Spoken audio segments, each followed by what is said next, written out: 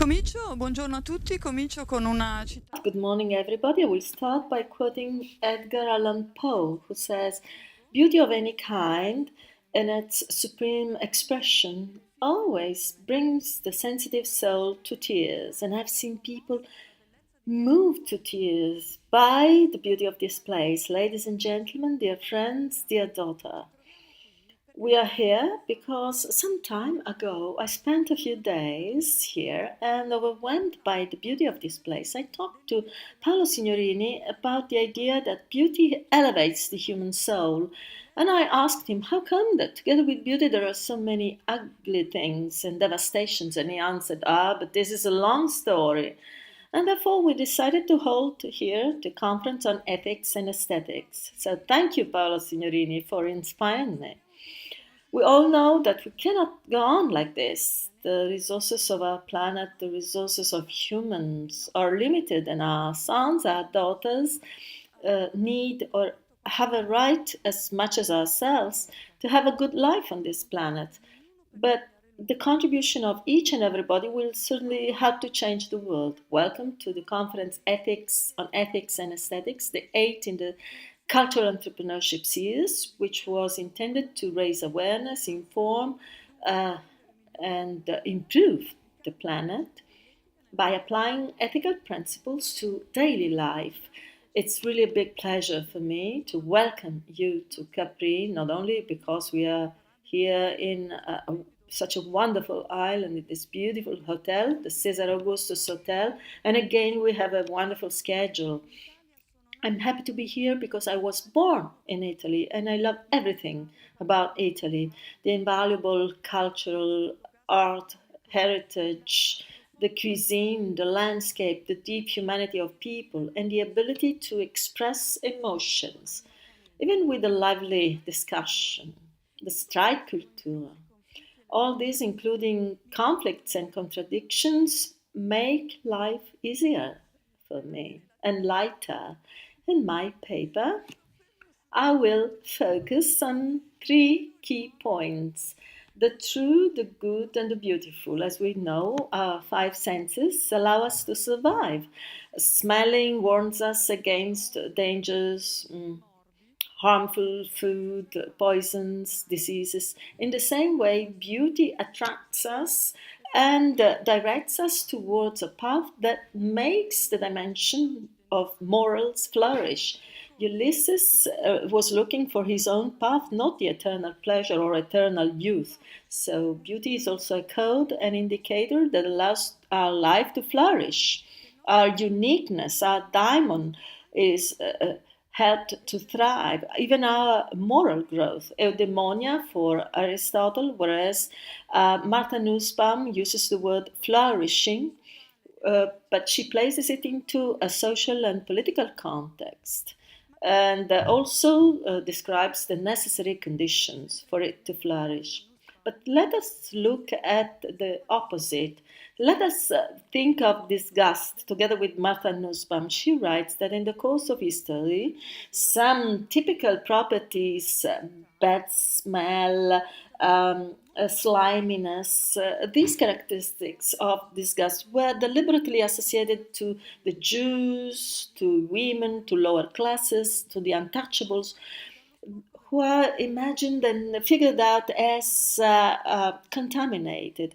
Even war propaganda uses disgust in a very effective way to turn the enemy into something that we must absolutely reject.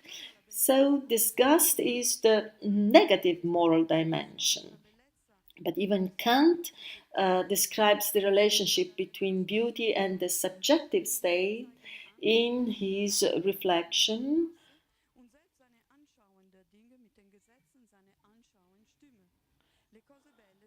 Beautiful things are a clue to the fact that the human being lives in harmony with the world. Of course, a life per se is beautiful and good, and each and every person who lives on this planet has its own imprint, pupils, face, even the brains, and wants to flourish and reveal his own beauty. See what Nietzsche says: become what you are. So it's important to let one's own peculiar code emerge and come out. Therefore, beauty allows to flourish, thrives on opposites, uh, promotes the moral dimension, and is shared, unfortunately not with Great Britain anymore. Furthermore, my beloved partner lives in another city, and when I meet him, at first he doesn't seem so special to me. It takes some time for me to envelop him with an aura, with a stardust that makes him appear wonderful and dazzling. Therefore, is the ability to appreciate beauty confined to the emotional sphere? Some believe that in order for us to appreciate beauty, we do not need only intuition, but we also need science and knowledge. In 1998, Dr. Braverman from the Yale Medical School became aware that medical students had poor abilities to observe and diagnose diseases, so he decided to take them to the museum. Together with Linda Friedlander, curator of the Yale Center for Visual Arts, he designed a visual tutorial for 100 students, asking them to examine paintings, uh, asking them to look at details, intuiting the complex meanings of a work of art. Thanks to the tutorial, Braverman saw that the students had remarkably improved their diagnostic abilities, and nowadays, more than 20 schools of medicine follow his example. In the treaty, The Beautiful, the Good, the True, a new neuronal approach by Jean-Pierre Changeux, honorary professor at the Collège de France at the Institut Pasteur, he deals with the problem of the foundations of conscience from the viewpoint of its neuronal basis. The neuronal basis of conscience cannot yet be fully understood, but at least approached correctly by studying the hierarchical multiple layers and levels underlying the cerebral functions. The author is inspired by Plato's thinking.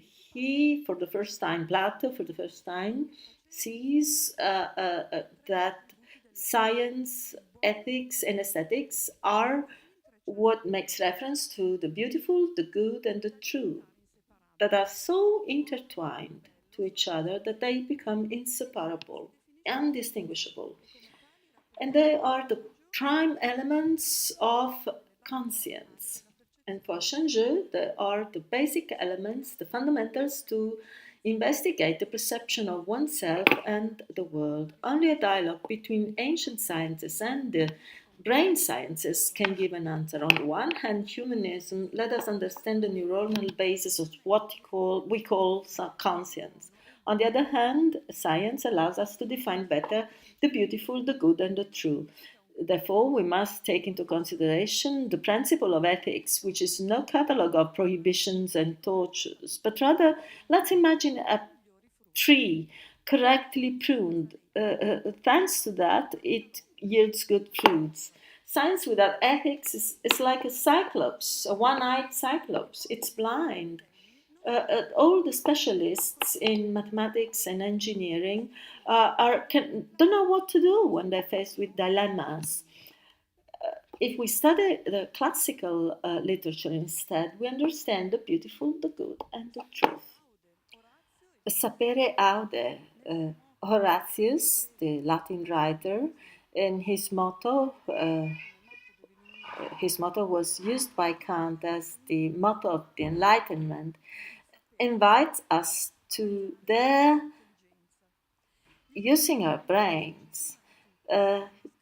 Liberal arts studies teach us to write, and by knowing how to write, we become able to connect. Whatever you do in life, being able to write in a fluid style will be a wonderful ability. In modern philosophy, we discuss whether language comes first and before thinking, or vice versa. Do we think abstractly, or do we think by using words that then aggregate into thinking. A classical study helps us to express our thinking in a written form, and this correlates very much to successful careers in managerial works. The lengthy hours spent in translating Latin and Greek texts trigger an unequaled cognitive process. By analyzing texts, ideas, and phrases of many authors, helps us to express or helps us to learn how to express ourselves. Rhetorics was one of the most important discipline, or the most important discipline in the past. Oral communication was the heart of the public, political, and professional life. With the advent of television and in the digital era, the verbal competence has become very prominent. I can ensure you that being able to interview people, exchanging one's own idea with others, uh, are fundamental elements for improving our knowledge. Classical disciplines are even more durable and sustainable if you compare them to any other superficial knowledge. By studying carefully Latin and Greek texts dating back to different times and periods, we develop peculiar abilities and skills. You learn how to read carefully a text, to search for new sources, and to retrieve data to either to support or to deny a hypothesis. You learn how to read quickly, grasping the meaning of what you read. You learn how to put questions and express opposite viewpoints, and also how to read speeches and how to interview in a streaming broadcast. But above all, you learn that learning is a grandiose adventure. Specialisms will become obsolete in a few years because they will change rapidly. Those who learned how to program computers 10 years ago those people are now faced with new applications and devices. Computers have changed the world in many ways, but the money they generate lead us to forget that they can give us pleasure. Artificial intelligence, big data bank, mobile computing create new jobs and companies, but they also open up new fields for knowledge at an exponential speed. If we become millionaires or not, anyhow, we will certainly live a great adventure in our intellect, a sort of return to the idea of science as the daughter of philosophy. Engineering is not more important than history of art. Society needs both, and it's better if they combine with each other. Technology and humanism must cooperate in economics too.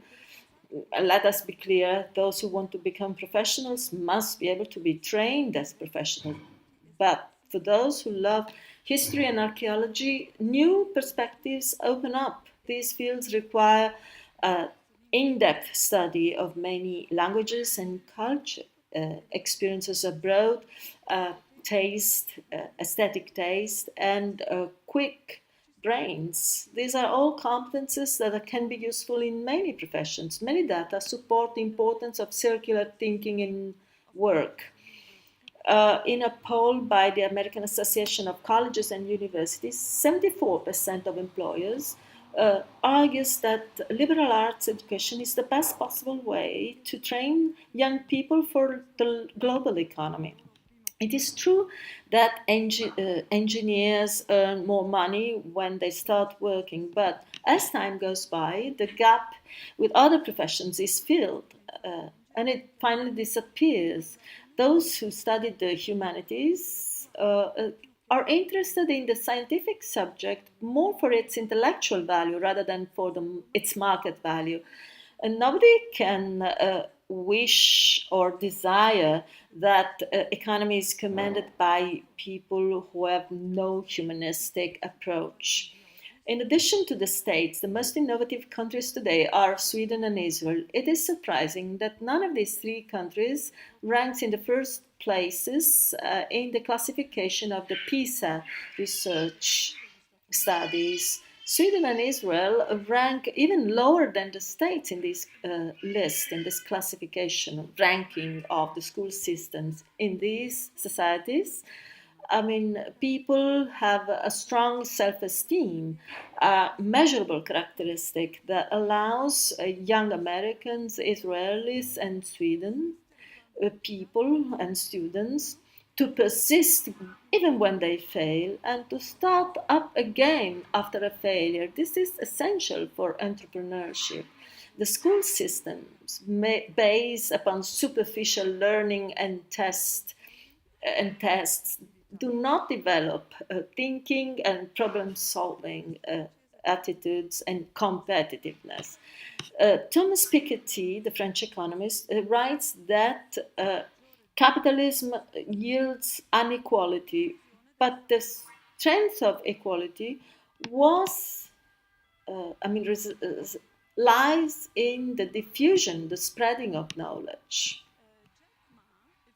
Jack Ma, the founder of Alibaba, the Chinese Amazon company, recently explained why the Chinese people are not as innovative as the Americans and the Europeans. The Chinese school system provides a good foundation for knowledge, but does not tap the whole potential of people. It should allow them to enjoy learning. Our entrepreneurs must learn how to get fun. In order to trigger a global renaissance, we do not need a society based upon sacrifice and self denial, ruled by omnipotent mandarins and gigantic industrial policies. We need open mindedness, decentralization, laissez faire, and entrepreneurial culture, even more than in the past. In conclusion, we need a greater and better humanistic ethical training. We often say blessed ignorance, but then why do we yearn for knowledge? Why do universities make available online so many classes and they're so successful? Why do so many people follow the tutorials and talks on so many subjects on YouTube? Why is literature getting the upper hand? The story that lies at the heart of the Bible, the story of Adam and Eve, tells us a story about the dangers of knowledge. According to the Genesis, there were many trees, but only two had a name, the tree of life and the tree of knowledge. God forbade to eat the fruits of the second, and he warned them that should they eat the fruits, they would die. The notion of the danger inherent in knowledge dates back to thousands of years ago, but despite this danger, we still put questions and look for answers. The main consequence of knowledge lies in the fact that we humans will live longer and better, we are more prosperous, and we apply strategies to reduce poverty and cruelty. Humanistic culture certainly yielded so many fruits. We are better organized from the social, political viewpoint thanks to better ideas. It's true that unfortunately knowledge can be used for very bad ends, fascism and other terrible, dangerous ideologies, Nazism. But in the long run, they're not able to check our impulse to be free or to stop it. Now, to quote a great philosopher from the south of Italy, Benedetto Croce, the beautiful has nothing to do with the useful, pleasure, pain, moral. It is not the subject of conceptual knowledge, so it is something that produces a state of mind free from any ideology, an expression which is conveyed by a pure image, which is fantasized understanding of a moment in life and the evolution of our spirit, intuition, which is made coherent by sentiment, by feeling. So beauty is, in the end, astonishment. Whether it comes from science, from sound, from silence, it's the astonishment to be alive. That moment we always all feels, in which the true, the good, and the beautiful form a whole. Thank you.